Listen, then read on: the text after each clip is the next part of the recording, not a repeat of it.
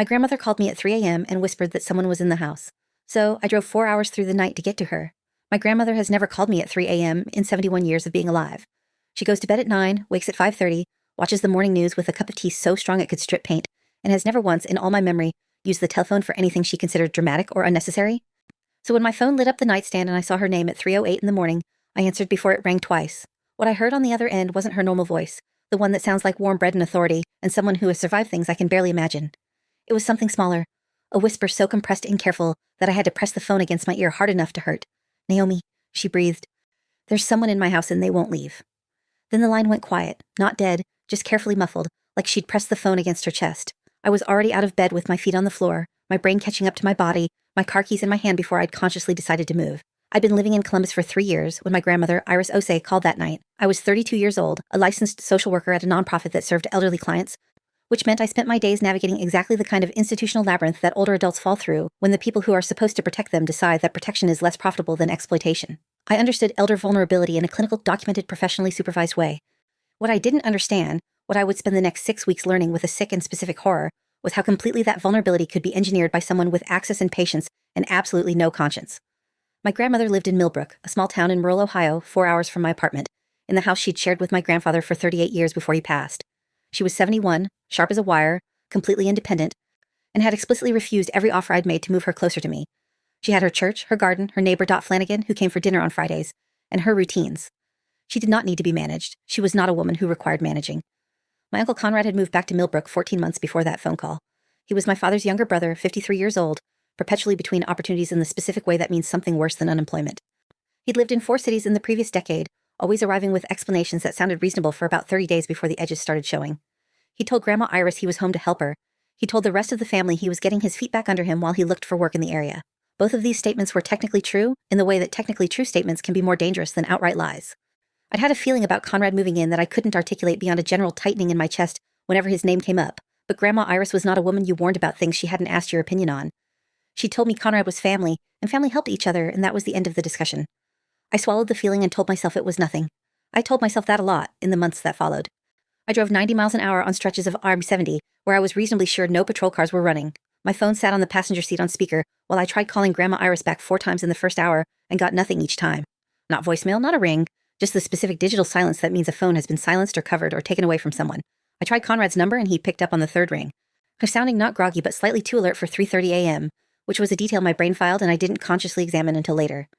He said everything was fine. He said Grandma Iris had probably had a dream and gotten confused. He said she'd been doing that lately, getting turned around at night, and that I shouldn't worry, that he was right there with her and she was fine. I asked to speak to her. He said she'd gone back to sleep. I said I was already in the car. He paused for exactly 2 seconds too long before he said that I really didn't need to do that I was being reactive, that I should go back to bed. I hung up and drove faster. I pulled into Grandma Iris's driveway at 7:14 a.m. as the sky was doing that gray-pink thing it does in October when the sun hasn't committed yet. The house looked the same from the outside. White clapboard, green shutters, the garden put to bed for winter under a layer of mulch she'd laid herself in September. But the storm door was locked from the inside, which it never was, because Grandma Iris said a locked storm door was an unwelcoming door, and she'd never kept an unwelcoming door in her life. I knocked, waited, knocked harder. Conrad answered after 2 full minutes, and the version of him that opened the door was carefully composed in a way that felt like preparation. He was dressed. At 7:14 in the morning, after a call at 3 a.m., he was fully dressed. He smiled and said good morning like I'd shown up for a scheduled visit, and that smile was the second detail my brain filed while something cold moved through my chest. Grandma Iris was in the kitchen when I pushed past Conrad. She was sitting at the table with her hands wrapped around a mug, and she looked at me when I came in with an expression I'd never seen on her face before, relief layered over something that was working very hard to look like nothing was wrong. She said my name and stood to hug me, and I held her for longer than usual, trying to measure whether she felt different in my arms. She felt smaller. Not frail exactly, but compressed, like someone who'd been making herself take up less space for a while. I pulled back and looked at her face. "Are you okay?" I asked directly. She glanced past me at Conrad, and that glance, that half-second flicker of checking before answering, landed in my chest like a stone dropped in still water. "I'm fine. I'd baby," she said.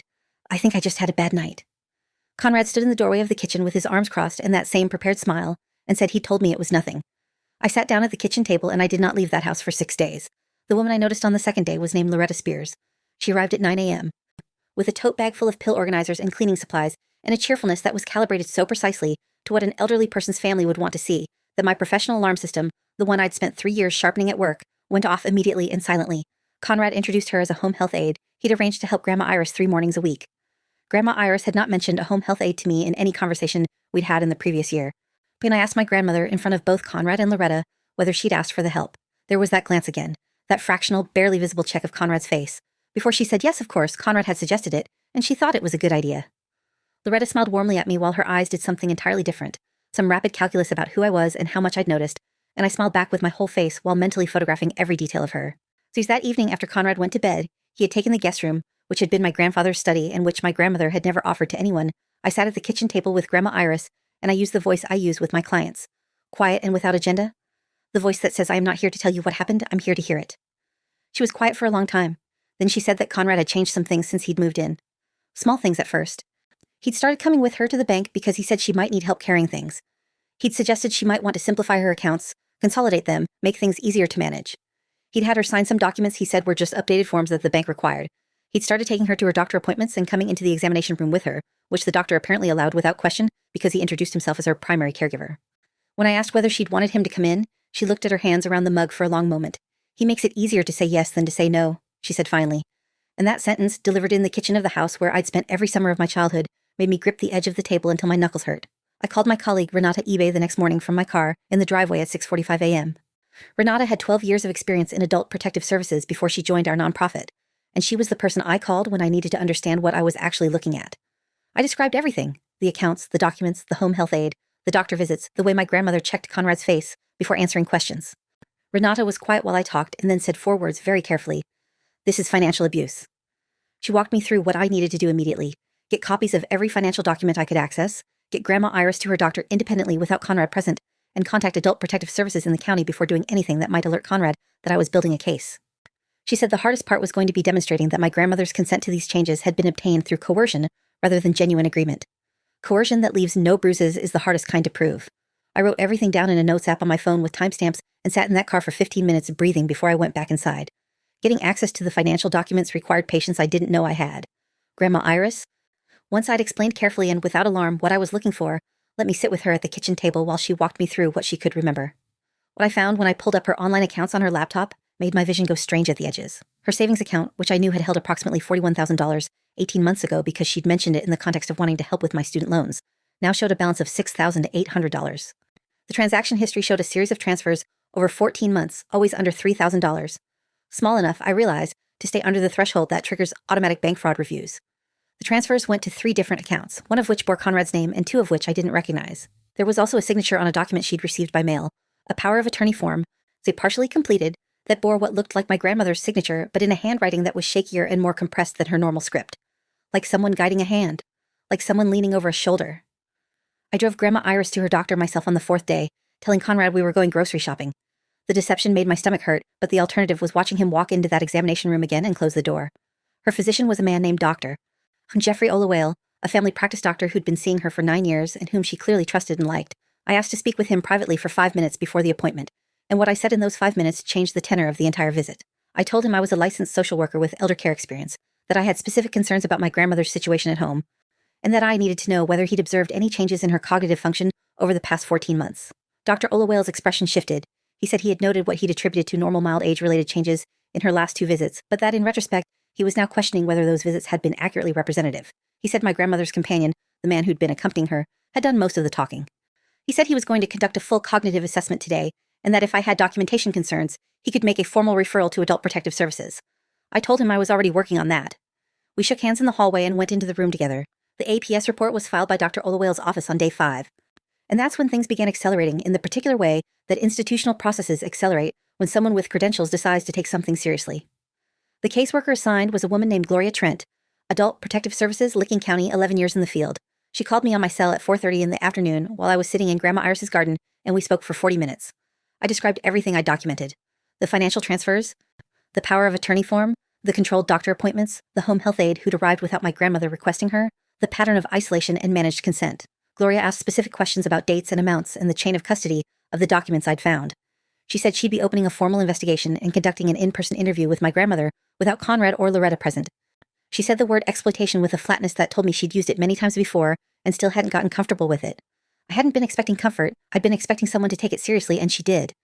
Conrad's behavior shifted on day 5 in a way that made the hair on my arm stand up. He'd been careful and surface warm and casually dismissive of my presence since I arrived. treating my extended stay as an inconvenience he was too polite to directly address. But on day 5, he came into the kitchen while I was making dinner and closed the door behind him and stood there with his arms at his sides and an expression that had dropped all the preparedness and was just something harder and more direct underneath. He said he thought it was time for me to go home. He said he appreciated my concern but that he was handling things, that Grandma Iris didn't need to be upset by all this attention. I asked him what all this meant. He said I knew what he meant. But I set down the spoon I was holding because my hands weren't steady, and I didn't want him to see that, and I said very calmly that I planned to stay as long as my grandmother wanted me here. He looked at me for a long moment with something in his face that wasn't quite anger and wasn't quite fear, and was the specific mixture of both that you see in people when they've realized that the person in front of them knows more than they'd accounted for. He left the kitchen without another word. And I stood at the stove for 60 seconds not moving. Then I picked up the spoon and finished making dinner. I drove back to Columbus on day 6 to retrieve work files, my own medication, and things I'd need for what I now understood was going to be a longer situation than a week. I also needed to meet with an attorney. Philip Bren had been practicing elder law in Ohio for 26 years. And he'd been referred to me by Renata as someone who understood exactly what I was describing, and more importantly, knew what could be done about it. I sat in his office on a Thursday morning with my phone full of photographed bank statements and scanned documents, and I laid everything out while he took notes in a yellow legal pad with a pen he kept clicking. He didn't react visibly to any of it, the sign of someone who has heard worse and is deciding how to prioritize. When I finished, he looked at his notes and said the power of attorney document, if it could be proven to have been obtained through undue influence, was voidable. He said the bank transfers were recoverable if financial exploitation could be established and documented adequately. He said the most urgent priority was ensuring that no additional documents were signed and that no additional transfers occurred while the APS investigation was in progress. He used the phrase Exhibit D when he referenced the bank records I'd given him, and something about hearing my grandmother's stolen savings described that way, as exhibit, as evidence, as formal material, made my eyes burn in a way that was hard to blink past. The crisis point arrived on a Thursday evening, and it arrived in the form of a phone call from Gloria Trent at 6:52 p.m. while I was on the highway between Columbus and Millbrook. She'd conducted her interview with Grandma Iris that afternoon. During the interview, Grandma Iris had been forthcoming in a way she hadn't been with me, whether because the presence of a formal investigator with a badge felt safer, or because something in her had shifted in the days since I'd arrived. I couldn't be sure. She told Gloria that Conrad had told her that if she ever told anyone about the financial arrangements, he would have her declared incompetent and moved into a memory care facility where she'd lose the house and everything in it. He'd said it would be easy, that she was already showing signs, that no one would believe an old woman over her son's documented concerns. He'd said the name of a specific facility 30 minutes from Millbrook while describing the alternative, which was the detail that made me press my foot harder against the accelerator because it meant he'd looked it up. He'd researched the threat before delivering it. This was not impulsive. Nothing about this had ever been impulsive. Gloria said she was filing an emergency petition for a guardianship review, and that APS was formally recommending Conrad's immediate removal from the home as a protective measure. But formal processes moved on timelines that didn't account for the fact that Conrad still had a key to that house, and Loretta Spears still showed up 3 mornings a week, and my grandmother was 4 hours away from me right now and had been threatened with institutionalization if she talked. I had a choice that wasn't really a choice.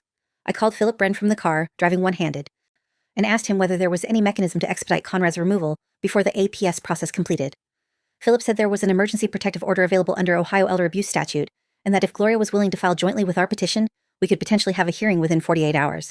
He needed me in his office at 8 a.m. I said I'd be there at 7:45. Then I called Grandma Iris, who answered on the second ring, and I told her to lock both doors, not to let Conrad take anything from her room, and that I would be there before noon tomorrow. She said okay, in a voice that was back to being itself, steady and warm, and underneath it all, quietly furious. Good. Furious was good. The emergency protective order hearing happened at 10:30 a.m. the following day in Licking County Probate Court. Philip presented the financial documentation, the APS report, Gloria Trent's formal testimony, and Dr. Ola Wales' clinical notes. The presiding judge was a woman named the Honorable Beatrice Odom, who had been on the bench for 14 years and who listened to every piece of evidence with the focused attention of someone who has seen enough elder exploitation cases to understand exactly what she was looking at and exactly how much damage gets done while people wait for proper channels to process. Conrad appeared with an attorney he'd apparently retained at some point in the previous 36 hours, a fact that told me he'd been monitoring the situation more closely than I'd realized. His attorney argued that my concerns were the product of a granddaughter overreacting to normal family financial management. Judge Odom asked Conrad's attorney to describe specifically what legitimate purpose was served by making multiple transfers to accounts not held by the primary account holder without the account holder's independently verified consent. The attorney's answer took 90 seconds and explained nothing. The judge granted the emergency protective order. Conrad was required to vacate the premises within 24 hours and surrender the key. He left the following morning with 3 duffel bags and the expression of a man who believes this is temporary. He looked at me when he walked out the front door in a way that was meant to communicate something.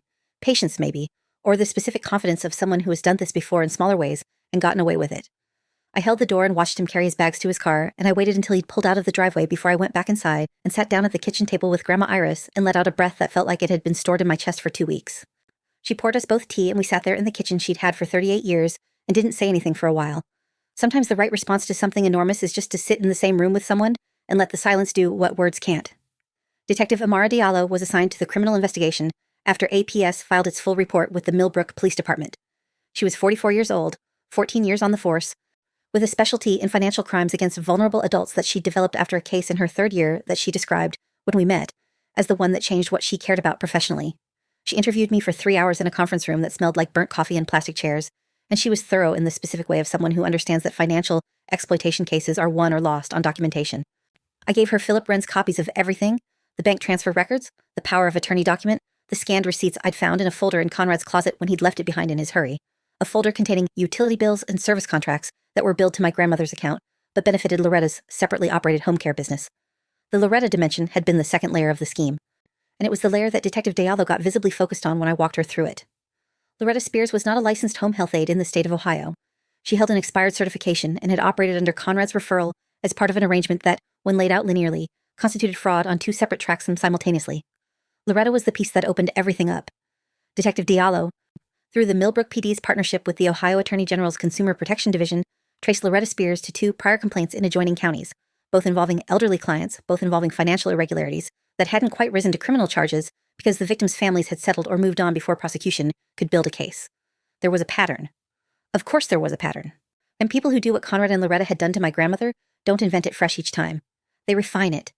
They identify the access points: a family member who needs housing, a caregiver position that enables document access, a physician appointment that can be managed with the right presence in the room, and they work those access points with the patience and incrementalism of people who understand that small thefts over long periods are harder to prosecute than obvious ones. What they hadn't accounted for, and what I think Conrad in particular had fundamentally miscalculated, was a granddaughter who worked in elder services, who knew exactly what she was looking at, and who kept her face completely neutral while photographing everything she found. The charges came down on a Wednesday morning 6 weeks after the protective order. Conrad Osei was charged with financial exploitation of a vulnerable adult, forgery related to the power of attorney document, RN theft in the amount of $34,200, the total of the traced transfers, though Philip Wren believed the actual amount was higher and was still working on tracing 2 of the accounts.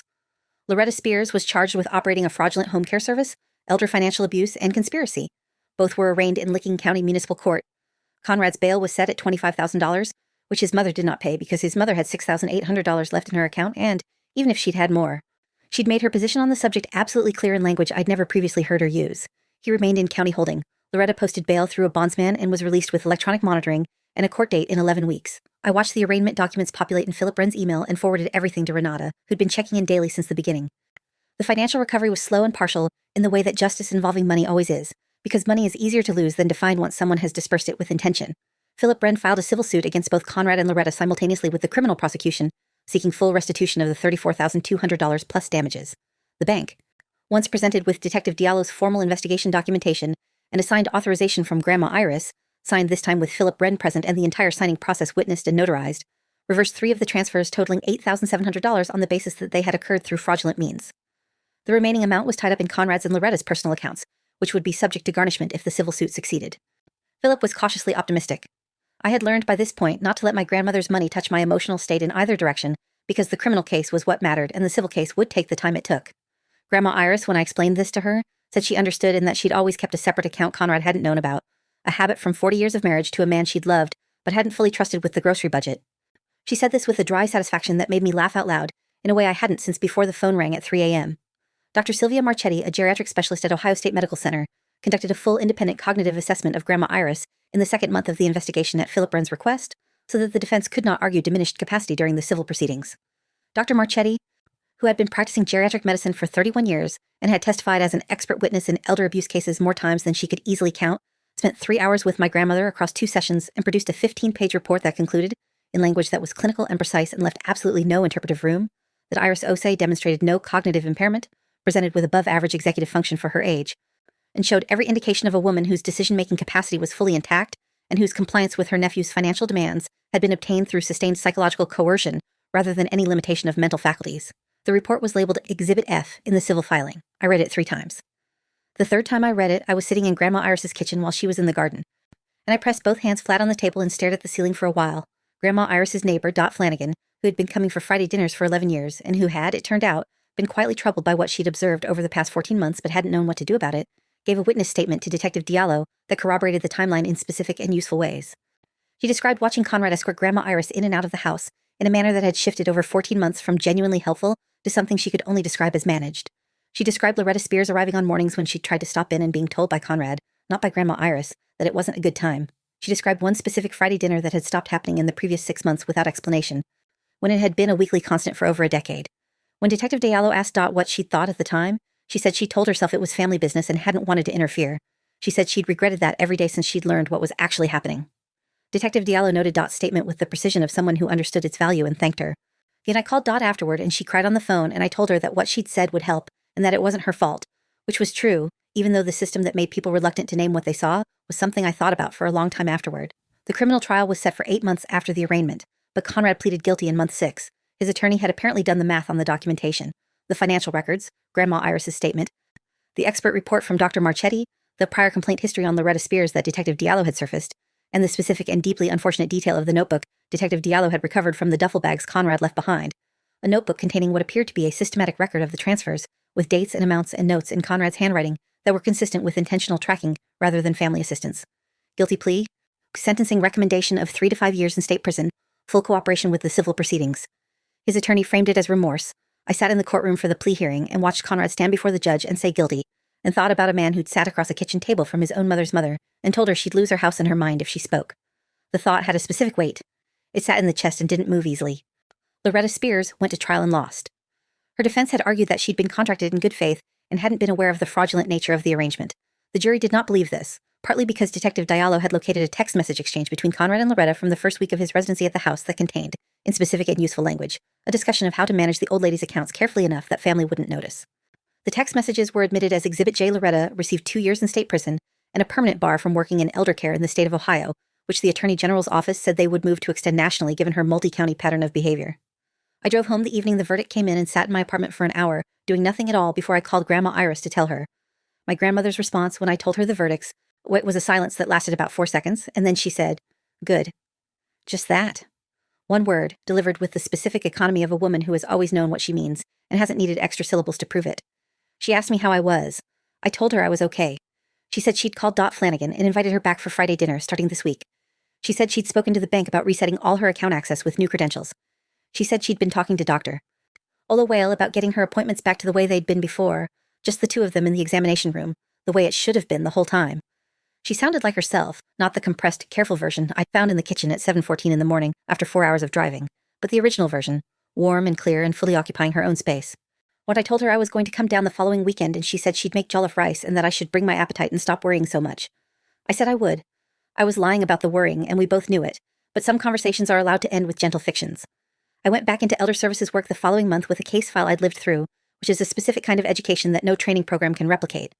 Renata and I co-wrote a piece for the Ohio Social Work Journal about the case, without identifying details with my grandmother's full and enthusiastic permission, focused on the specific pattern of isolation and financial control we'd documented, and on what practitioners should look for when a family member describes a new arrangement that the older adult seems to have agreed to, but can't quite explain in their own words. The piece circulated wider than either of us expected. Several practitioners contacted us about similar cases they'd encountered. 2 contacted us about cases they were actively in the middle of and didn't know how to escalate. I talked to all of them. It became gradually a specific area of focus for me. Not just the work, but the architecture of how these cases happen, how the access gets established, how the coercion gets normalized, how the people who love the older adult most get managed into silence or distance until enough has been taken that the theft becomes almost impossible to fully reverse. Almost. Grandma Iris got $22,400 back in total between the bank reversals and the civil judgment enforcement. The remaining amount was still being pursued through garnishment proceedings at the time I'm writing this, and Philip Bren says it's likely we'll recover a portion, but not all of it. Oh, she told me the money mattered less than I thought it did, and I think she meant it genuinely, but I also think that's the kind of thing you're allowed to believe once the money starts coming back. She still has the house, she still has the garden, she still makes tea strong enough to strip paint at 5:30 in the morning. She changed her locks, added a simple door alarm, and established a monthly video call with me that she treats with the same scheduling seriousness she applies to church and her blood pressure medication. I drive down once a month and we make dinner together and watch something on television that she chose and that I would never have chosen on my own, and that I always find myself enjoying. Dot Flanagan comes for Friday dinner again every week without exception. The guest room is empty. It will stay empty. The last time I spoke to Conrad was at the sentencing hearing. I gave a victim impact statement on my grandmother's behalf, with her explicit instruction on every word she wanted included, and a few of her own sentences I read verbatim. Afterward, as the bailiffs were moving him out, he looked back at me across the courtroom. I don't know what expression I had on my face. Whatever it wasn't satisfaction.